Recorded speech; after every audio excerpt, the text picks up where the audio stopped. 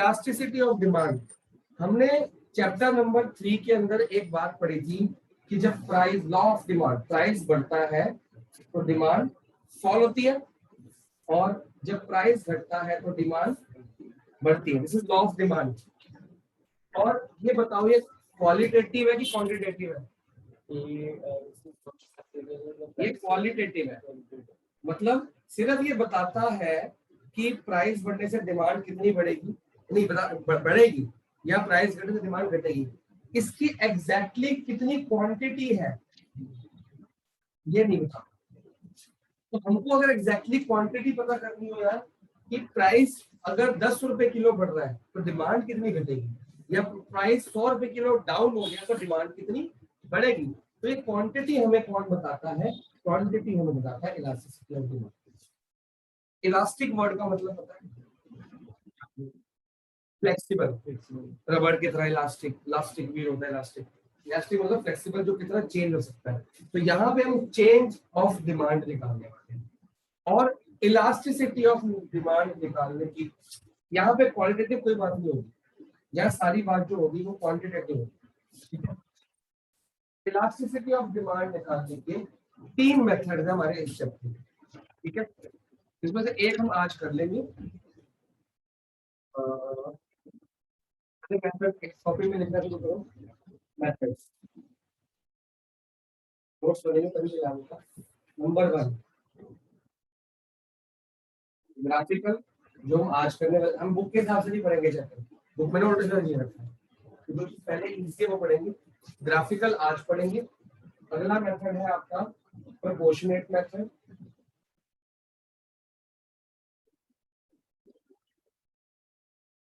Graphical method लिखना शुरू कर ले। प्रोपोर्शनल मेथड, अब लास्ट है जी परसेंटेज मेथड। ये मैं आज स्टार्ट करा के आज ही खत्म करा दूंगा। ये मैं परसों की जो क्लास होगी वेडनेसडे वो करा लूंगा। इसमें ये दोनों न्यूमेरिकल्स हैं बेटा। ग्राफिकल तो ग्राफ हो गया, ये दोनों क्या है? न्यूमेरिकल्स। ग्राफिकल अभी शुरू होगा, अभी खत्म हो जाएगा और वो याद करने पड़ेंगे आपको। फिर अगली क्लास में वेडनेसडे को मैं कराऊंगा प्रोपोर्शनेट, और इसका होमवर्क शुरू हो जाएगा और इसके डाउट शुरू हो जाएंगे। और फ्राइडे की क्लास में मैं करा दूंगा परसेंटेज, चैप्टर खत्म हो जाएगा। लेकिन न्यूमेरिकल चलते रहेंगे होमवर्क, मैं कुछ कराऊंगा, बाकी करते रहेंगे। तो जिनकी मैथ्स अच्छी है उनके तो निपट जाएगा काम। इसके बाद हम शुरू कर देंगे या तो कंज्यूमर कर लेंगे थ्योरी का चैप्टर, या वो कर लेंगे स्टैट्स। स्टैट्स में 2-3 चैप्टर ग्राफिकल निपटा देंगे, तब तक ये होमवर्क चलता रहेगा। 5-5 क्वेश्चन दूंगा, ज्यादा नहीं दूंगा। और 5 क्वेश्चन करने में कितने लगती है? 15 मिनट, 3 मिनट 2 मिनट में कुछ होता है। बहुत छोटे क्वेश्चन है इसके, ठीक है। तो अभी आपको अपनी बुक निकालनी है और हेडिंग बात करनी है, इलास्टिसिटी ऑफ डिमांड वगैरह वगैरह वगैरह। सबसे पहले आपका सेकंड पेज पे लिखा है concept of elasticity of demand. Definition बात करो, इलास्टिसिटी रेफर, सेकंड पेज पे 4.2, elasticity of demand refers to the percentage change in demand for a commodity with respect to percentage change in any of the factors affecting the demand। बात समझ आई? और elastic demand को लिखा कैसे जाता है? ऐसे, कैपिटल ई छोटा सा डी, इलास्टिसिटी ऑफ डिमांड। और अगर इसको हटा दिया जाए ऐसे, इलास्टिसिटी ऑफ सप्लाई, वो सेकंड टर्म में पढ़ेंगे, ठीक है।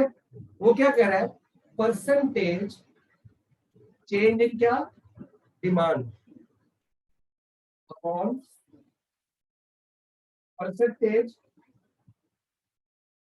Change in any factors. एक टर्म है, यही बात, परसेंटेज चेंज इन डिमांड। अब ये क्वालिटेटिव बात चल गई कि क्वांटिटी बात पहुंच गई है। अब तो क्वांटिटी आ गई ना, परसेंटेज तो ऑब्वियसली तो नंबर होगा, और परसेंटेज से परसेंटेज कट जाएगी, नंबर से नंबर आ जाएगा, रेशियो में आंसर आएगा बस, ठीक है, ऑलवेज इन रेशियो। अब प्रॉब्लम ये आती है सर कि यहाँ तो चेंज इन एनी फैक्टर आ गया, हमने तो 8 फैक्टर पढ़े, तो अकॉर्डिंगली क्या होता है? तो अगर यहाँ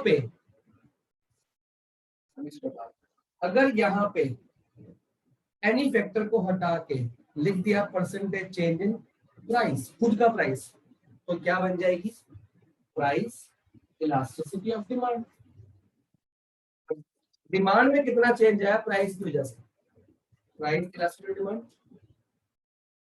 अगर यहां पे कर दिया change in price of related goods, related समझते हो क्या होता है, सब्स्टिट्यूट और कॉम्प्लीमेंट्री, दोनों के प्राइस की वजह से फर्क आएगा कि नहीं आएगा, तो उसको बोलते हैं क्रॉस इलास्टिसिटी ऑफ डिमांड, जैसे पढ़ाया था ना क्रॉस डिमांड। और अगर आता है, ये भी हटा दिया जाए, इनकम, तो क्या बन गया, इनकम इलास्टिसिटी डिमांड। ये तीनों डेफिनेशंस आपकी बुक में दी हुई है, उसके साथ साथ ये छोटा सा लिख लो, परसेंटेज चेंज इन डिमांड, ऐसे लिख लो, परसेंटेज डिमांड अपॉन परसेंटेज, क्या लिखोगे पी, इसमें लिखोगे percentage demand upon percentage P R, ये देखो यहाँ पी एक्स लिख दो और ये एक्स लिख दो, डिमांड एक्स और ये क्या आ गया, डिमांड ऑफ एक्स लेकिन प्राइस ऑफ रिलेटेड गुड्स, और ये क्या आ गया, percentage of demand upon percentage of Y, Y मतलब इनकम। ये बुक में ही लिख लो ताकि याद हो जाए, और डेफिनेशन तीनों की पढ़ लो, देख लो कुछ और बात तो नहीं कहती इसमें, तीनों की तीनों पढ़ लो फटाफट से, तभी समझ आया इतना। हमारा जो चैप्टर है, मैंने लास्ट क्लास में बताया था, इसकी सिर्फ क्या करनी है, ओनली डेफिनेशन और ये फॉर्मूला पता होना चाहिए कि कॉम्प्लीमेंट्री है, उसकी प्राइस की वजह से इनमें फर्क आ रहा है, वो क्रॉस इलास्टिक, इसकी भी ओनली डेफिनेशन, ये डिटेल में पढ़ना। हमारा सिलेबस जो 11th क्लास का है या 12th क्लास का भी, हमने ये पढ़ना ही नहीं। 12th के अंदर भी एग्रीगेट डिमांड आएगा, हमने सिर्फ प्राइस की वजह से जो डिमांड चेंज हो रही है उसको हम क्या बोलते हैं, प्राइस इलास्टिक डिमांड, हमने ये पढ़ना है। जो 3 मेथड सिखाए ना आपको, वो प्राइस इलास्टिक डिमांड की। तो अगर इस चैप्टर में प्राइस इलास्टिक डिमांड बोले या खाली इलास्टिक डिमांड बोले, हम प्राइस को मान के चलते, क्रॉस का चक्कर ही नहीं है। हाँ, क्रॉस कब आएगा, डेफिनेशन ये एमसीक्यू बन के, एमसीक्यू बन के आ सकता है, फिलअप बन के आ सकता है, समझ लिया ना क्या बनने वाला। अब फर्स्ट मेथड कौन सा है, graphical method.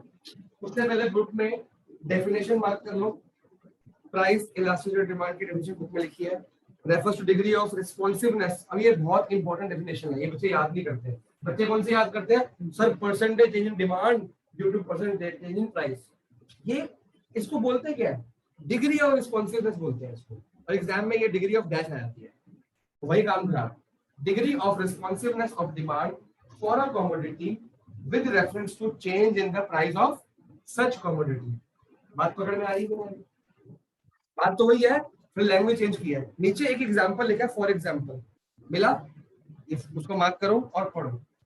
If price of two commodities X and Y rise by 10%, their demand fall by 20 and 5, तो डिग्री रिस्पांसिबल होगी कि एक्स का प्राइस अगर 10% से बढ़ा तो उसकी डिमांड क्या होगी दूसरे की, सॉरी उसकी डिमांड क्या होगी 20% से घटी, तो ये नंबर बता रहा है एग्जैक्टली। तो ये वो ये आपके एग्जाम में पूछा जाएगा, ये डिमांड लॉ ऑफ डिमांड है कि ये इलास्टिक डिमांड है, तो बोलेंगे इलास्टिक डिमांड है, क्योंकि इसमें नंबर पता लग गया। अगर खाली प्राइस बढ़ेगा डिमांड घट गई, डिमांड प्राइस घट गया डिमांड बढ़ गई, वो लॉ ऑफ डिमांड। अब बात करने में आगे का अभी भी छोड़ दो, ये राइट साइड छोड़ दो सारी, ये भी बाद में कराएंगे, सब कुछ बाद में कराएंगे। 4.5 पेज नंबर है 4.5, वो निकाल लो, ये भी न्यूमेरिकल सब बाद में। पहले आपको डिग्रीज ऑफ इलास्टिक डिमांड लिखा होगा राइट साइड पे, 4.5 लिखा, हाथ के नीचे है ना। मेरे को एक क्लास करने के बाद बता दे, बीआरएस कर पाएगा, अगर नहीं कर पाएगा तो नहीं आया, अगर वो आएगा तो कराऊंगा जाऊंगा, लेके भी आ रहा होगा, फिर तो कराने का नहीं, अगर तो नहीं आया तो फिर कल जो तरीकों की क्लास है वो कौन सा होगा। हाँ हाँ तभी तो ठीक है ना, बीआरएस तो वैसे इंटरेस्टिंग था, बड़ा कैश हो बस ठीक हो जाएगा। अब हेडिंग डाल लो, ग्राफिकल मेथड। ये ग्राफ याद नहीं करने कि कैसे बनते हैं, इसका तरीका देखना है, कंसेप्ट सीखना है तो बनाने को आ जाएगा। आधा ग्राफ बनाएगा एग्जाम में, आधा कंप्लीट करना है, या पूरा बना आ जाएगा, आपको आइडेंटिफाई करना है ये कौन सी इलास्टिक डिमांड है। हमारी इलास्टिक डिमांड होती है 5 तरह की, डिमांड 5 तरह से इलास्टिक होती है। क्या बोलते हैं इसको, perfectly elastic, perfectly elastic, highly elastic, low elastic और यूनिफॉर्मली इलास्टिक। ठीक है, 5 होती है, पांचों सिखा के चैप्टर आपका ग्राफिकल वाला पोर्शन खत्म हो जाएगा। सबसे पहला ग्राफिकल मेथड नंबर यहाँ पे आता है डिग्रीज। ठीक है, पहला है जी परफेक्टली इलास्टिक। तो मैं यहाँ बनाऊंगा और परफेक्टली इनइलास्टिक वहां बनाऊंगा, ठीक है, ताकि कंपैरिजन हो जाए। परफेक्टली इलास्टिक इसका मतलब है कि इलास्टिक है कि नहीं है, लेकिन पूरी तरह इलास्टिक है। मतलब अगर प्राइस चेंज, हम इलास्टिक डिमांड का डेफिनेशन क्या है, प्राइस की वजह से डिमांड में क्या चेंज आता है। ये तो नहीं कि डिमांड की वजह से प्राइस चेंज, हम प्राइस से डिमांड पे जाएंगे, कभी डिमांड से प्राइस वापस नहीं आते, वन साइडेड है, डिमांड में बढ़ा। तो प्राइस में कितना चेंज आए और डिमांड पूरी चेंज होगी, उसको बोलते हैं इलास्टिक डिमांड। परफेक्टली वर्ड जब भी आ जाएगा, परफेक्टली वर्ड का मतलब है कि प्राइस चेंज हो ही नहीं रहा, फिर भी डिमांड चेंज होगी। प्राइस का चेंज क्या है, चेंज इन प्राइस क्या है, मतलब डेल्टा पी लिख दूं, प्राइस का चेंज कितना है, डेल्टा का मतलब चेंज, प्राइस का चेंज कितना है ही नहीं, जीरो मान लो, कुछ नहीं है, no change in price, but delta Q demand कुछ होगी। आप लिखना नहीं, समझना है। जब प्राइस चेंज नहीं हो रहा, उसकी वजह से डिमांड चेंज हो रही है, ऐसी कुछ पता है आपको, ऐसा कोई गुड्स है। अब यहाँ पे देखो, पहले ग्राफ बनाओ उसका, फैशन में आ जाता है, प्राइस नहीं होता, ओके, डिमांड बढ़ जाती है, सीजन में आ जाता है, क्या फैशन है, ठीक है। बट इकोनॉमिक्स कहते हैं कि ऐसी कुछ होती नहीं है। प्राइस वो कह रहा है, मान लो इस प्राइस को पी ले लिया, अब बनाना कैसे है, यहाँ पे क्या लेते हो, हमेशा क्यू एक्स लेते हो, यहाँ क्या लेते हो पी एक्स। अब क्यू मान लो ये लो, तो पॉइंट क्या है और ये डिमांड का होगा, इस प्राइस पे आप ये क्वांटिटी ले कुछ भी ले लिया करो, पहले डिमांड, सबसे पहले क्या करोगे एक्सेस और डिमांड को बनाया करो, इस प्राइस पे ये क्वांटिटी डिमांडेड ले लो। अब प्राइस परफेक्टली इलास्टिक है, no change in price, price को चेंज नहीं करना, लेकिन क्वांटिटी क्या होगी, बढ़ती रहेगी। एक छोटी सी बात है, तो इसका डिमांड कब ये नहीं है, जब प्राइस ये था, अब क्वांटिटी कितनी रहेगी, ये वाली Q1, सेम प्राइस पे क्वांटिटी बढ़ा दोगे आप, Q2 ले लोगे, सेम प्राइस पे क्वांटिटी बढ़ा दोगे आप, Q3 ले लोगे। मतलब प्राइस चेंज होना ही नहीं है, क्वांटिटी कभी बढ़ जाएगी और कभी दोनों पास है, बढ़ भी सकती है, कम भी सकती है। इलास्टिसिटी का मतलब ये तो नहीं बोला कि बढ़ेगी बढ़ेगी, हमने बोला है प्राइस बढ़ेगा तो डिमांड घटेगी, प्राइस घटेगा तो डिमांड बढ़ेगी। यहाँ प्राइस चेंज हो ही नहीं रहा, तो ये चलता रहेगा आगे, चेक कर लो। ये पता क्या है, ये लाइन क्या है, उसको बोलते हैं डिमांड का। डिमांड को बनता कैसे, प्योर क्यू के डॉट से, प्योर क्यू का डॉट पहला ये आया, प्योर क्यू डॉट पहला ये आया, दूसरा ये आया, तीसरा ये आया ना।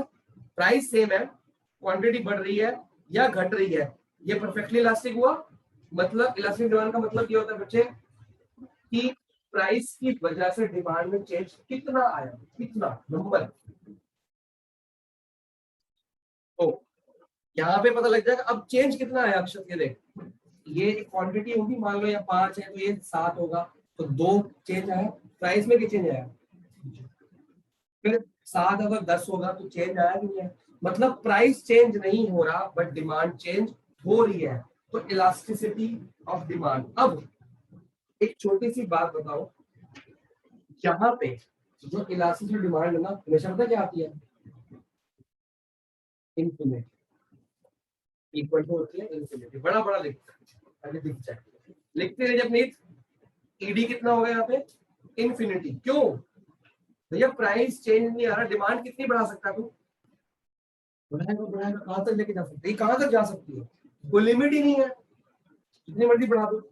हमने ईडी का नंबर चेक करना ना क्वांटिटी के हिसाब से होता है, प्राइस के हिसाब से नहीं होता। प्राइस जितना मर्जी बढ़ रहा है, प्राइस सेम है यहाँ पे, प्राइस सेम है, यहाँ भी प्राइस सेम है, यहाँ भी प्राइस सेम है, प्राइस हर जगह सेम है, लेकिन डिमांड कितनी बढ़ सकती है, इन्फिनिटी। घट कितनी सकती है, पूरी करा नेगेटिव ले जाओ और रोक भी आपको, इन्फिनिटी तक जा सकते हैं, डिमांड जा सकती है, प्राइस की बात नहीं हो रही। हम प्राइस इलास्टिक डिमांड में डिमांड को चेक करते हैं, प्राइस को चेक नहीं करते। अब डिमांड चेंज हो पा रही है कि नहीं हो पा रही, तो इलास्टिक है। जो डिमांड चेंज नहीं हो पाएगी तो क्या होगा, इनइलास्टिक। डिमांड चेंज हो पाएगी तो इलास्टिक है, नहीं हो पाएगी तो इन इलास्टिक, नॉट इलास्टिक, ठीक है, वो भी करा होगा। तो पहले बात करेंगे, when there is an infinite demand at the when there is an infinite demand at a particular price and demand becomes zero at a slight rise in price, then demand for such a commodity is इतने. ठीक है, ED is infinity. नीचे एक example दिख रहा है, price देख तीनों में सेम है 30 30 30, डिमांड क्या हो रही है, बढ़ रही है. एग्जांपल आप खुद भी बता सकते हो, जरूरी आपको कुछ करना है, प्राइस सेम तो कॉपी में कुछ भी लिख दो या बुक में मार्क कर लो. चलो बुक में एग्जांपल भी मार्क कर लो, नंबर भी आप बुक में चेक करो, प्राइस सेम है तीनों में, लेकिन डिमांड बढ़ती जा रही है. उसको क्या बोलेंगे हम, हाईली इलास्टिक, हाईली अलग होता है, perfectly elastic demand. Last line देखो क्या लिखी हुई है, एक कर्सिव राइटिंग में लिखी है, पूरा मार्क कर दिया, पूरा मार्क कर दिया. क्या लिखे last line, it must be noted that perfectly elastic demand is an imaginary situation. Imaginary, लेकिन मैं इसको मानता हूँ. पानी का एग्जांपल ले लो आप, पानी का तो उसमें आएगा not elastic. Highly elastic demand किसकी होती है, इलास्टिक होती नहीं किसी वस्तु की, ऐसा कुछ नहीं. इसका प्राइस सेम हो, डिमांड जितनी मर्जी बढ़ जाए, बढ़ती रहेगी, ऐसा है नहीं. अब मैं बढ़ाने लगा हूं, perfectly inelastic demand. Perfectly elastic में क्या हुआ था, प्राइस चेंज हो चाहे ना हो, डिमांड बढ़ रही है या कम हो रही है. यहाँ पे है इनइलास्टिक. इनइलास्टिक का मतलब नॉट इलास्टिक, तो डिमांड चेंज नहीं होगी, डिमांड चेंज नहीं होगी. अब ध्यान से देखो, पहले बनाना सीखो. QX ये है, PX ये है. अब पहले हमने प्राइस लिया P1, बेटा सीखना है, इधर आ जाता है. P1 तो डिमांड कितनी मान ले, Q1 मान ले. ये पॉइंट कितना है, ये पॉइंट आ गया, और यहाँ पे आ गया, ये देखो ये पॉइंट आ गया. जब वर्ड आ गया इलास्टिक तो डिमांड चेंज हो रही थी, नहीं हो रही. जब वर्ड आ गया इन इलास्टिक, डिमांड चेंज होगी नहीं. अब प्राइस मैंने बढ़ा दिया, P2 कर दिया, डिमांड चेंज होनी है, नहीं होनी, सेम. इन इलास्टिक का मतलब ही क्या है कि नॉट इलास्टिक, चेंज नहीं होगी. फिर प्राइस मैंने और बढ़ा दिया, तब भी डिमांड क्या है, सेम है. पॉइंट दिख रहे हैं, P2 पे ये पॉइंट, P3 पे ये पॉइंट, इनको ज्वाइन कर ले बेटा. क्या आ गया, ये डिमांड कब आ गया, सीधा सा डिमांड का, कि प्राइस चाहे जितना मर्जी बढ़ा रहे हो या कम कर रहे हो, बढ़ा रहे हो या कम कर रहे हो, डिमांड Q1 ही है. वही की वही, जहां पे प्राइस सेम था, डिमांड चेंज बढ़ गई, कम हो रही है. यहाँ प्राइस जितना मर्जी बढ़ाओ या कम करो, ऐसा कोई प्रोडक्ट है प्राइस जितना मर्जी बढ़ा दो, डिमांड वही की वही रहेगी. पानी,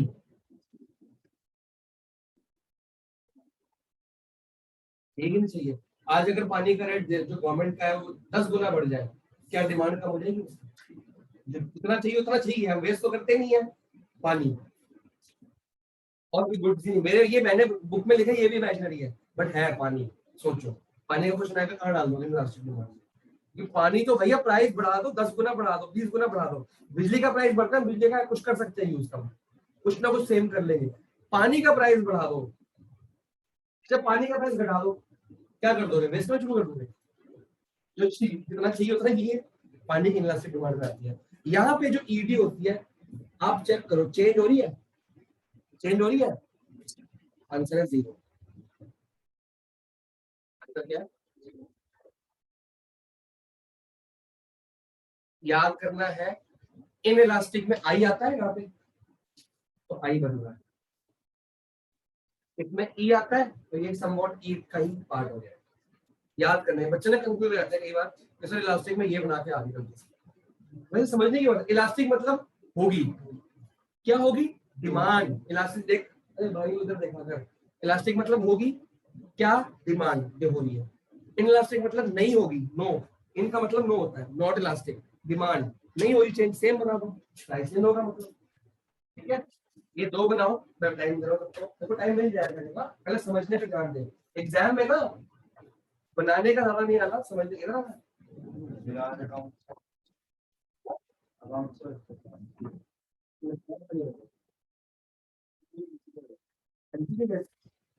चैप्टर कौन सा है, अभी तक हमने क्या पढ़ा, ईडी या तो इलास्टिक है, चेंज होगी या तो चेंज नहीं होगी। अब हम पढ़ रहे हैं हाईली कि ज्यादा चेंज होगी। यहाँ पे क्या करना है, पहले डिमांड को बनाओ, लेकिन डिमांड को कैसा बनेगा, ऐसा नहीं बनेगा, थोड़ा लेटा बनाना, फ्लैटर ऐसा। पीटी में क्या होता है, फ्लैटर डिमांड को बनेगा। अब फ्लैटर बनाने का फायदा देखो, पहले प्राइस दो P1, ले लिया, कोई प्राइस कोई भी ले लो, डिमांड बताओ, Q1 आ गई ऑटोमेटिक, खाली प्राइस दिया डिमांड आ गई। अब टाइम घटा दो, P2 को कोई भी पॉइंट ले लो, ये पॉइंट लिया मैंने यहाँ पे, वापस से डिमांड पे लेके जाऊं। अब देख रहे हो फर्क, ये Q2।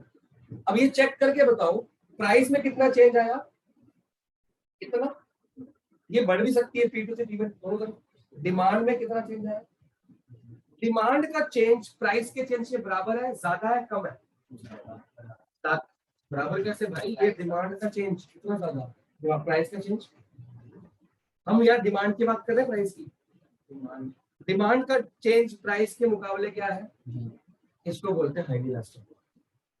जब प्राइस में जरा सा चेंज हुए, चेंज मैं बोल रहा हूँ, फॉल एंड इंक्रीज दोनों आए थे उसमें, चेंज का मतलब या तो जरा सा चेंज हो जाए तो डिमांड क्या हो जाएगी, बढ़ जाएगी, जरा सा बढ़ जाए डिमांड बहुत ज्यादा कम हो जाएगी। ऐसे कौन से गुड्स है, जरा सा चेंज हो जाए प्राइस, डिमांड या तो बहुत ज्यादा बढ़ जाएगी या कम हो जाएगी।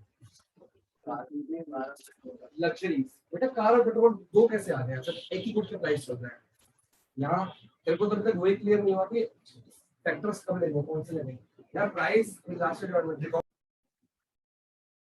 गुड्स की जो प्राइस आप चेक कर लो, मोबाइल या लैपटॉप हो गया या कुछ ऐसा हुआ, क्या होगा, जरा सा प्राइस चेंज हो जाए, जरा सा प्राइस, हम पूछ रहे हैं फोन ले लो, फोन में सिर्फ 2000 रुपये कम कर दो, 20,000 का फोन है, सिर्फ 2000 रुपये, कितना कम हुआ, 10%, डिमांड बहुत बढ़ जाती है उसकी, लग्जरी गुड्स। ठीक है, मार्क करो बुक में, when percentage change in quantity demanded is more than the percentage change in demand, मतलब कि परसेंटेज क्वांटिटी, ये देखो इसको लिखना कैसे है, बुक में लिख लो, परसेंटेज क्वांटिटी है ना, is more than percentage price, check कर लो है कि नहीं, आपके डायग्राम। अच्छा डायग्राम सही कैसे आएगा, जब डिमांड का कैसे बनाना है, फ्लैटर, तो यहाँ पे बना दो फ्लैटर, बुक में लिख लो, बेशक कॉपी में बनाना, कॉपी बना जो अच्छा नोट्स बनाना, जैसे फ्लैटर बनेगा हमेशा, और ये लिख लो परसेंटेज मोर देन। अब देखो पहले केस में क्या था, ED is infinity, price change हो या ना हो डिमांड बढ़ती जाएगी या कम हो जाएगी। सेकंड में प्राइस चेंज हो रहा है लेकिन डिमांड चेंज नहीं हो रही, इनइलास्टिक, ईडी इक्वल टू 0। अब यहाँ पे जो ईडी होगा इज ऑलवेज ग्रेटर देन 1 से क्या होगी ज्यादा, मतलब 1 पॉइंट कुछ, 2 पॉइंट कुछ, 3 पॉइंट कुछ, कुछ भी हो सकता है, लेकिन 1 से क्या होगी ज्यादा, क्योंकि क्वांटिटी, ये देखो ये ना, ये फ्रैक्शन में लिया जाता है, जिस फ्रैक्शन का न्यूमरेटर ज्यादा हो डिनोमिनेटर से, उसका आंसर 1 से ज्यादा ही आता है, चेक कर देना। जिस भी फ्रैक्शन में numerator is greater than denominator, कोई बच्चे को उठा के देखो 1 से ऊपर ही होता है उसका, है ना, तो ये न्यूमरेटर बनेगा 1 से, कोई भी चेक कर लो, 5/4 चेक कर लो, 10/3 चेक कर लो, कुछ भी चेक कर लो, हमेशा न्यूमरेटर ये रखेंगे, डिनोमिनेटर ये रखेंगे। फॉर्मूला लिखा है ना, परसेंटेज Q ऊपर है, P नीचे, आगे इलास्टिक हो गया चौथा। इसमें एग्जांपल है, बुक में मार्क कर लो और एग्जांपल मार्क कर लो, एग्जांपल नीचे दिए हुए हैं। Elastic demand is more then 1 commodities like AC, DVD player etcetera, लिखा है लग्जरीज, यहाँ पे कॉपी के अंदर लग्जरी लिख लो, एग्जाम में ना आएगा, फर्नीचर की डिमांड क्या होगी विद कंपैरिजन टू प्राइस, हम बोलेंगे इलास्टिक, हाईली इलास्टिक, चेक कर लो, फर्नीचर लग्जरी है, हाईली इलास्टिक, गाड़ी लग्जरी है, हाईली इलास्टिक, साइकिल लग्जरी नहीं है, लग्जरी जब भी आएगा हाई इलास्टिक ग्रेटर देन 1 और डिमांड का फ्लैटर। अगला है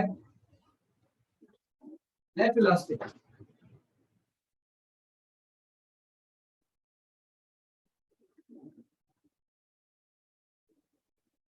उन्होंने जो फॉर्म भरा था उसमें एड्रेस चेंज कर दियो,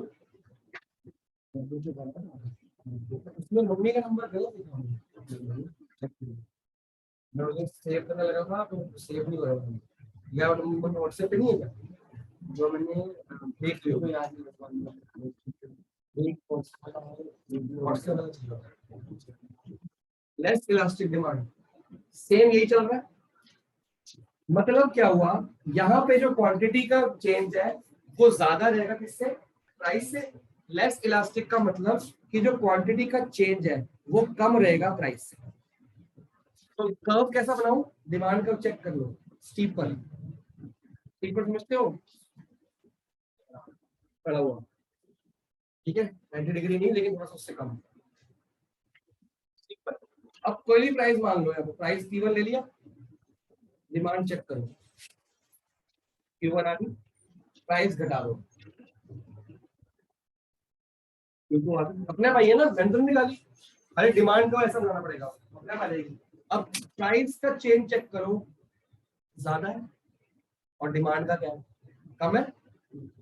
मतलब प्राइस बहुत ज्यादा कम होगा तो ही डिमांड जरा सी बढ़ जाएगी, और प्राइस बहुत ज्यादा बढ़ेगा तब डिमांड जरा सी कम हो पाएगी। ऐसे कौन से गुड्स है? नेसेसिटी, जरूरत है, उसका प्राइस बहुत बढ़ेगा, बहुत ज्यादा बढ़ेगा तो हम जरा सी डिमांड कम कर देंगे, ये उसके बगैर रह नहीं सकते हैं। सब्जियां, फ्रूट्स, है ना, बिजली, सब कुछ बहुत डिमांड प्राइस बढ़ता है तो हम डिमांड थोड़ी सी कम कर देते हैं। नमक, शुगर, चाय, ये सब चीज क्या होती है, नेसेसिटी होती है। अब इसमें ये जब कम है तो ईडी क्या आएगा, elastic demand is less than. आपका न्यूमरेटर जब भी कम होगा ना, मान लो न्यूमरेटर कम है 3/5, 0 पॉइंट कुछ आ रहा है चेक कर लो, फिर 10/3 कम है 0.3 आ रहा है। जब भी न्यूमरेटर कम होगा आपका डिनोमिनेटर से, हमेशा 1 से कम आएगी, 0 पॉइंट कुछ आएगी। ये क्या होगी, less elastic demand. Number 4 book पे बात करो, डेफिनेशन पूरी की पूरी। अब आप जो थर्ड के अंदर चेक करो, डिमांड प्राइस कितना कम हो रहा है, 20 रुपए 10 रुपए, बुक में चेक करो।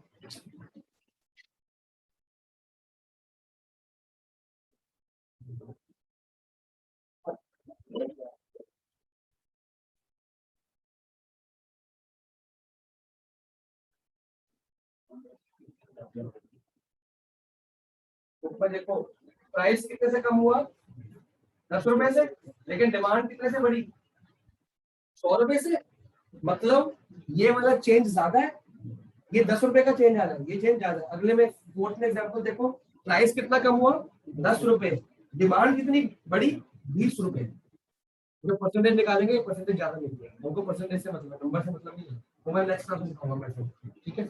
ये अगर जस्टिस का एग्जांपल बुक में दिए, मार्क करो, ये सारा लिखो एक एक चीज, कॉपी में बनाओगे तो लिखो ना। तो ये क्या हुआ, स्टीपर। जब भी आप अगर स्टीपर बना दोगे और लिख दो हाई इलास्टिक, आएगा नहीं, चेक करके देखेंगे, खुद निकल रहा है तो, ठीक है। इतना बनाओ, जल्दी में टाइम दे रहा हूँ, बना सकते हो। फिर एक लास्ट रह गया, आपको हम स्टार्ट करें। काउंट में मैंने 2 क्वेश्चन दिए थे ना, जब तक स्टार्ट हुआ था तो वीडियो भेज दूंगा, फिर दोबारा टेस्ट करूंगा दोनों का, ताकि पक्का हो जाए, ठीक है। क्या करना है, अगला यूनिटरी इलास्टिक। यूनिटरी का मतलब क्या होता है, पहले तो मतलब यूनिट, यूनिट का मतलब क्या होता है,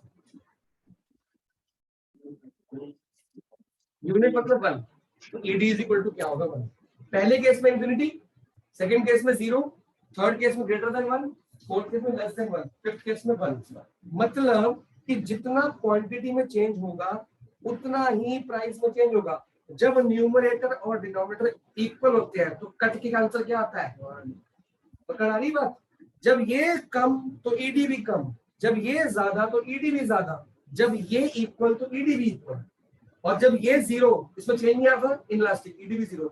ये बहुत चेंज हो रहा है बट ये 0, तो इन्फिनिटी। बात पकड़, याद इससे करना है, कंफ्यूज नहीं होना। अब ये कैसा बनेगा, ये 45 डिग्री का कर्व बनेगा आपका, या तो इसको कर्व बना दो ऐसा कॉन्वेक्स शेप, या सिंपल 45 डिग्री बना दो, ठीक है। ना ये स्टीपर होगा ना ये फ्लैटर होगा। जितना चेंज इन प्राइस, ये P1 Q1 हो गया, ये भी सही से बना नहीं है मेरे से, लेकिन यहाँ पे हमने कुछ ऐसा करना कि इक्वल आए। तो ये जितना चेंज इन प्राइस है उतना ही चेंज इन क्वांटिटी हल्का सा शो हो रहा है। बुक में अच्छे से बना, बुक में चेक कर सकता है। ईडी इक्वल टू 1 होगा, यूनिटरी इलास्टिक डिमांड, कि जितना प्राइस चेंज होगा उतना ही वो होगा। और इसमें वर्ड लिखा हुआ है रेक्टेंगुलर हाइपरबोला, दिख रहा है, यही कॉपी में लिख लो, कॉपी में नोट्स बना रहे हो तो कॉपी में लिख लो।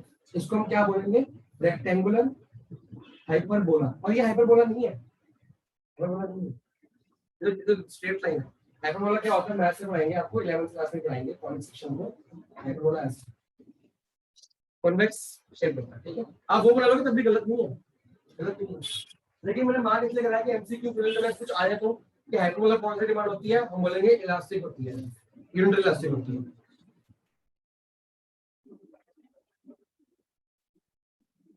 ये कुछ कमोडिटीज होती है जो नेसेसिटीज भी होती है पर लग्जरी भी होती है, बात समझ लो। जो महंगी होती है बट जरूरती होती है, जैसे मतलब नेसेसिटीज येट कॉस्टली, कॉपी में लिख लो, नेसेसिटी है बट फिर भी कॉस्टली है, जैसे स्कूटर। देखिए अगर स्कूटर बनना कब लेगा, शौकिया लेगा वो स्कूटर कब लेगा जब उसको जरूरत है और पैसे खर्च हो रहे हैं।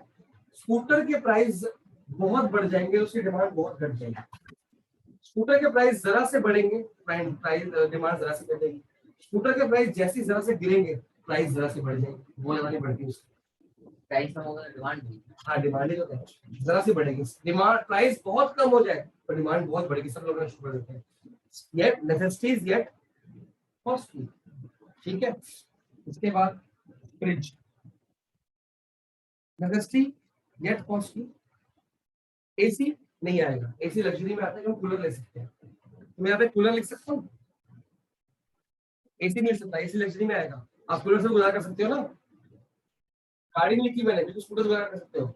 गाड़ी लग्जरी है, स्कूटर नेसेसिटी है, एसी लग्जरी है, कूलर बात पकड़ में आ रही कि नहीं आ रही। फ्रिज तो नेसेसिटी है ना बट कॉस्टली चीज है। ऐसी चीज है जो महंगी है बट हमारे घर के लिए बहुत जरूरी है।